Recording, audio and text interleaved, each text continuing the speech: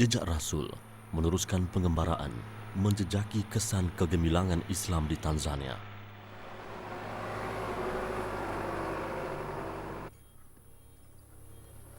Kali ini, sebuah bandar pelabuhan lama yang begitu terkenal di pantai timur Afrika sekitar hujung abad ke-18, Bagamoyo.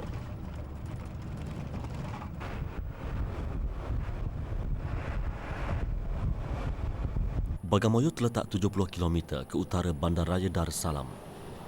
Perjalanan mengambil masa 2 jam, menempuh jalan raya tidak berturam, lebih 50 km untuk sampai ke destinasi.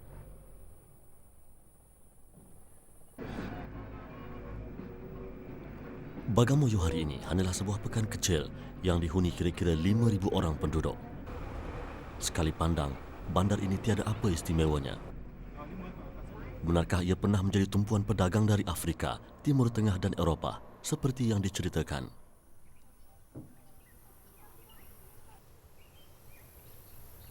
Yang pasti, kunjungan ini memberi kami peluang untuk melihat lebih dekat kehidupan masyarakat luar bandar di Tanzania.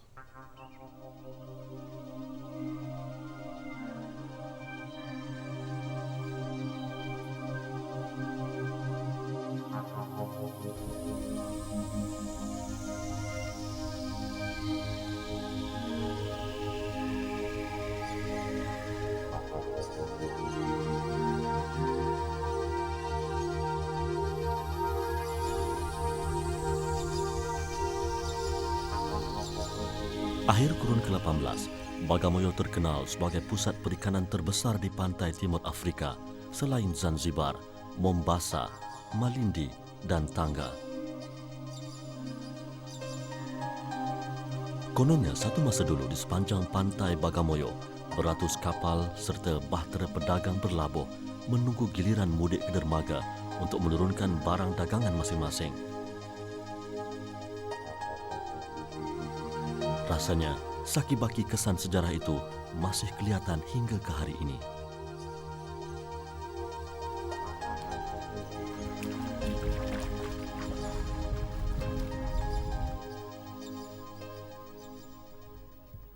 Hari ini pantai ini kelihatan seperti sebuah perkampungan nelayan biasa.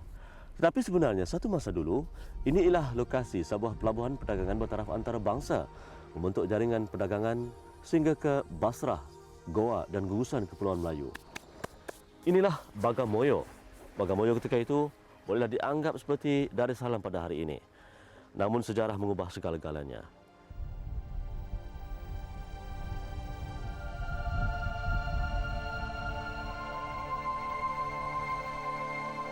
Hari ini, Bagamoyo tidak lagi seperti dahulu.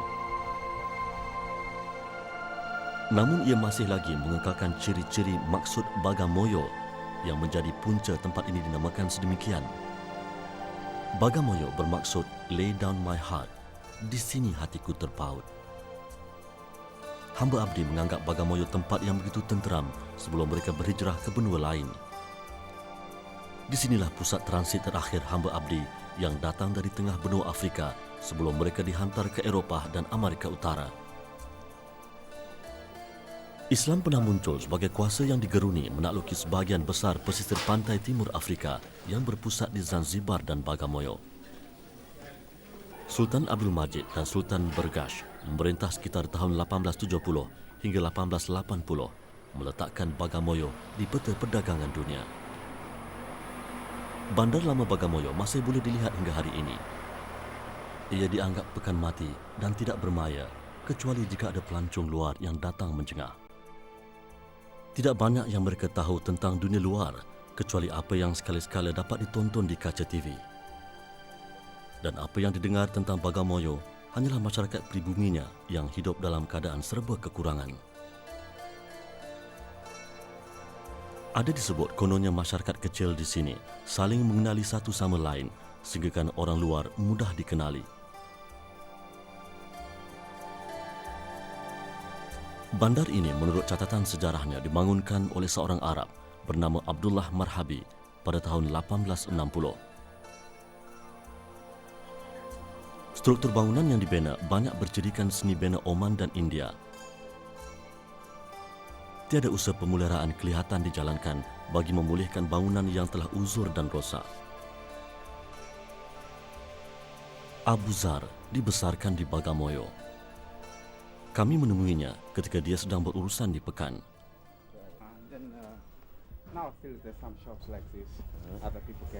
Menurut Abu Zar, dulunya tempat ini ramai dihuni oleh orang India dan Arab.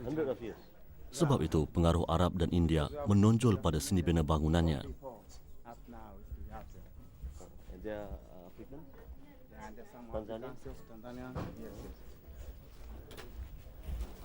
And before, you can see that was developed the best during the capital of the Germany before they moved it to Dar es Salaam. Like these doors and windows, they are typically Indian design. Biarpun bandar ini telah hilang fungsinya sebagai pusat perdagangan besar, namun penduduk di sini menganggap kegemilangan lampau hanya menjadi cerita manis buat generasi akan datang. So we call now Indian street because Indians were the last to stay here because not all Indians. Walaupun kecil dan serba kekurangan, ia tetap menjadi nadi penduduk sekitarnya.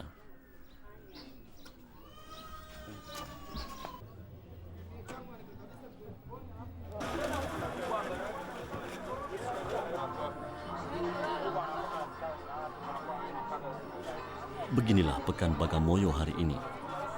Tidak lebih daripada sebuah bandar mati yang tidak mempunyai sebarang keunikan dan tarikan. Kegemilangan 100 tahun dulu hanya dihargai oleh pengkaji sejarah serta penjejak tamadun purba.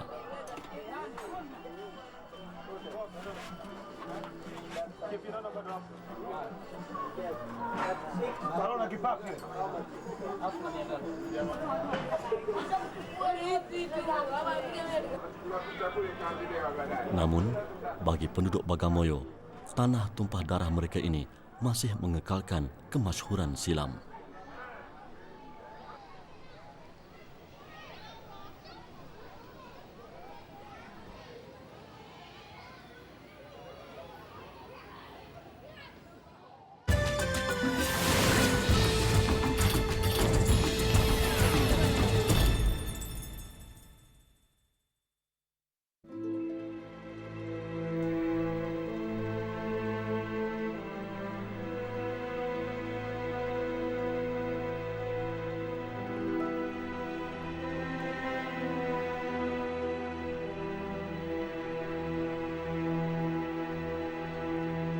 Runtuhan ini berusia 800 tahun.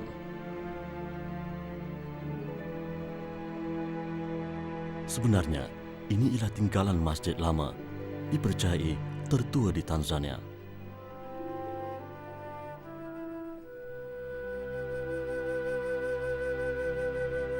Struktur asal masjid masih dapat dilihat hingga hari ini.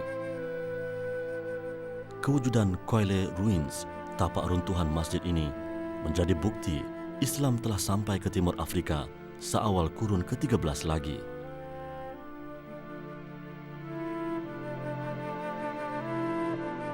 Ini ialah kawasan ruang solat dan mihrab masjid. Ruang solatnya boleh memuatkan antara 15 hingga 20 orang pada satu-satu masa.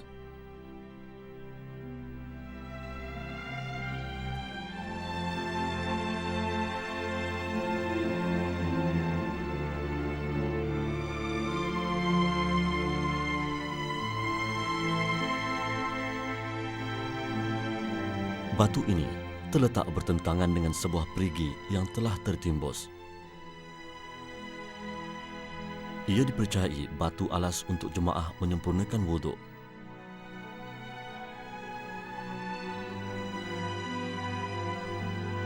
Kawasan bersejarah ini telah diwartakan sebagai tapak kajian Jabatan Muzium dan Antiquiti Tanzania sejak tahun 1958 ketika era pemerintahan British. Ia dipercayai didirikan oleh seorang Parsi bernama Syekh Ali bin Juma yang datang berdagang di pelabuhan Bagamoyo. Masjid ini terbahagi kepada dua bahagian utama, iaitu bangunan utama dan kawasan perkuburan Syekh Ali dan ahli keluarganya. Menurut cerita penduduk tempatan, Syekh Ali juga berperanan sebagai imam bagi masjid yang dibinanya itu. Pada kubur Syekh Ali dan keluarganya, tulisan ayat Al-Quran dipahat pada batu. Kawasan kubur boleh dikenali dengan kewujudan batu-batu nesan serta tiang-tiang menara yang dipahat dengan ayat-ayat suci Al-Quran.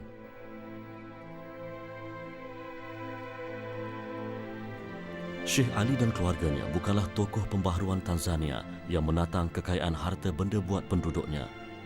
Tetapi, kegigihannya memelihara agama Allah memungkinkan rakyat Tanzania dan sekitar pantai timur Afrika diperkenalkan dengan keindahan Islam. Setelah runtuhnya masjid ini, dipercayai sebuah lagi masjid telah dibina pada awal kurun ke-18 di Bandar Lama Bagamoyo oleh penduduk tempatan. Masjid baru itu mengambil alih peranan masjid yang dibina Syekh Ali, seterusnya menjadi tumpuan utama umat Islam ketika itu.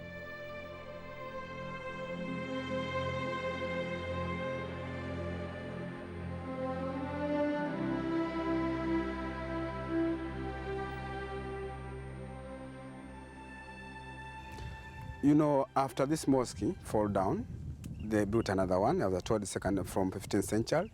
So after this, the second one fall down. This family moved from here to Old Bagamoyo. So they started another life in Bagamoyo. Also because the port, the place where they came by using door, after the mangrove swamps covered on the sea, these people trying to move this area to another place to find the place where they can communicate with another place.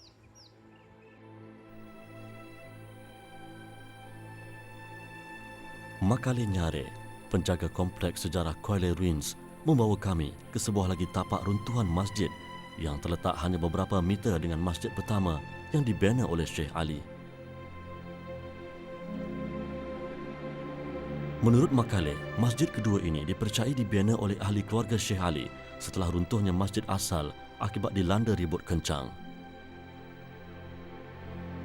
Ia dibina pada awal kurun ke-14 menggunakan bahan binaan yang sama seperti Masjid Syekh Ali.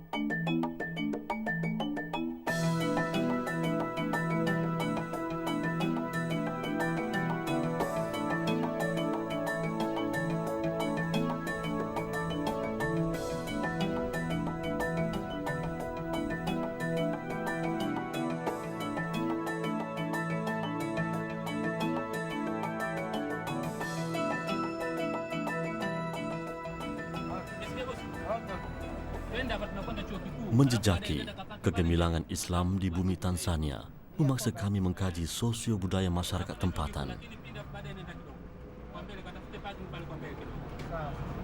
Pemahaman terhadap faktor pendidikan serta keadilan ekonomi begitu penting untuk melihat ke mana hala tuju umat Islam Tanzania.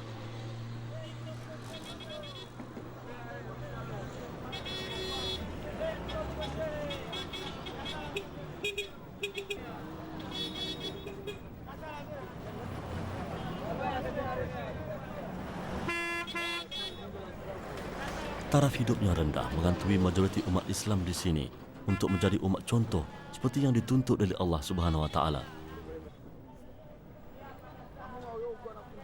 Kegemilangan Kesultanan Islam Darussalam dan Zanzibar di zaman lampau tidak menjamin Islam akan gemilang buat selama-lamanya. Islam gemilang di zaman itu kerana penganutnya beriman, memertabatkan ilmu, saling menghormati dan bersatu. Mereka menakluki lautan luas dan mahir dalam ilmu fizik dan matematik. Muncullah mereka sebagai kelompok yang disegani dan dihormati.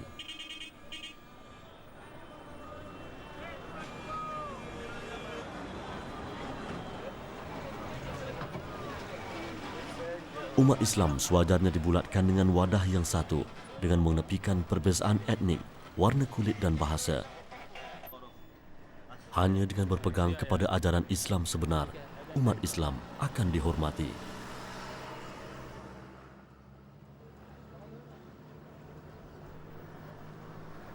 Penduduk Tanzania terkenal dengan kemahiran mereka menghasilkan barangan kraftangan yang bermutu tinggi.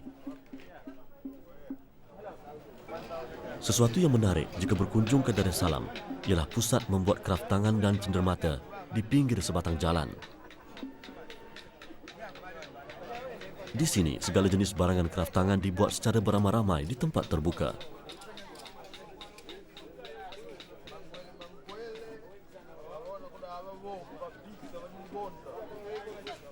Hasil seni yang bermutu menuntut kemahiran serta ketelitian yang tinggi.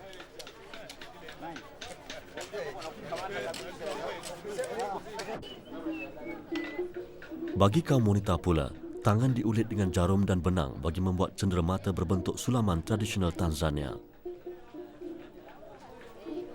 Tangan yang menghayun buayan rupa-rupanya mampu menghasilkan kraftangan yang bermutu tinggi.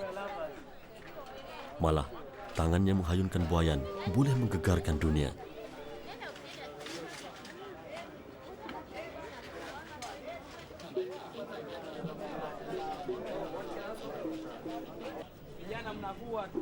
Yang menarik, mereka yang terlibat dengan industri ini tidak mempunyai sebarang asas kemahiran pertukangan sama ada dari sekolah ataupun institusi formal di sini.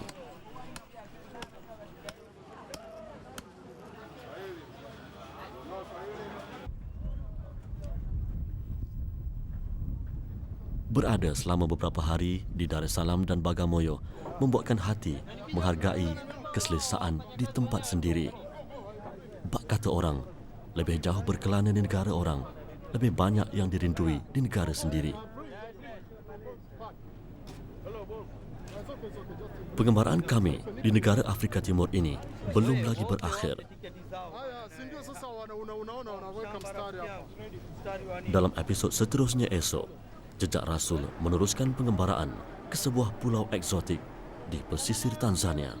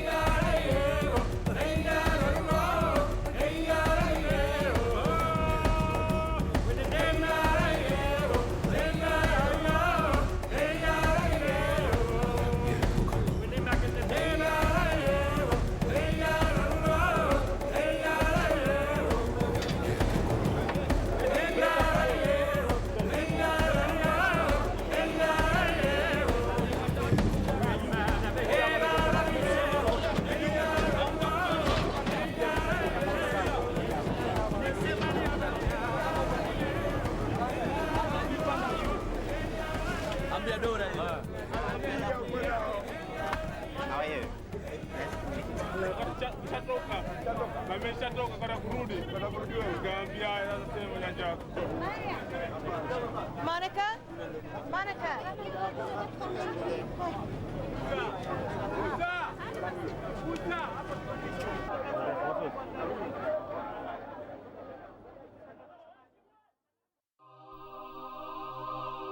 Waktu seperti terhenti di pulau ini. Zanzibar, pulau yang menyimpan rahsia silam dalam Jejak Rasul esok.